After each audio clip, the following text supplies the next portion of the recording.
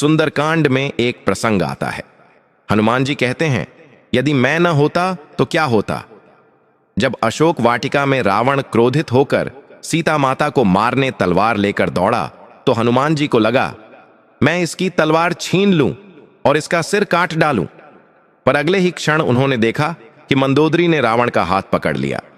यह देखकर हनुमान जी विचलित हो गए और सोचने लगे, यदि मैं आगे बढ़ जाता तो मोह में पड़ जाता, यदि मैं न होता तो सीता जी को कौन बचाता। फिर उन्हें समझ में आया, सीता जी को बचाने का कार्य रावण की पत्नी को सौंपा गया था। भगवान जिससे चाहते हैं वही कार्य कराते हैं। फिर त्रिजटा ने कहा, एक वानर लंका आएगा और लंका दहन करेगा।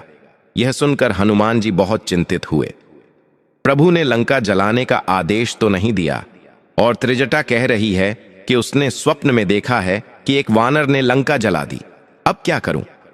भगवान की इच्छा से ही ऐसा हुआ कि जब रावण हनुमान जी को मारने के लिए तलवार लेकर दौड़ा, हनुमान जी ने अपने को बचाने का प्रयास तक नहीं किया। उसी समय विभीषण आए और कहा, दूत का वध अधर्म है। तब हनुमान जी समझ गए, भगवान ने ही मुझे बचाया। फिर आश्चर्य तब हुआ जब रावण ने कहा, वानर को मारना नहीं है, इसके पूंछ पर कपड़ा बांधो, उस पर घी डालो और आग लगाओ।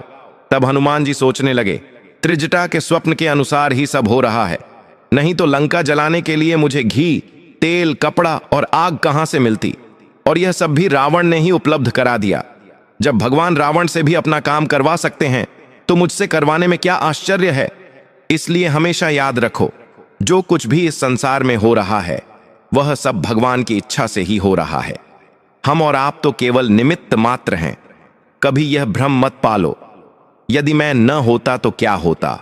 न मैं श्रेष्ठ हूं न विशेष हूं, मैं तो भगवान का एक छोटा सा सेवक हूं। जय श्री राम।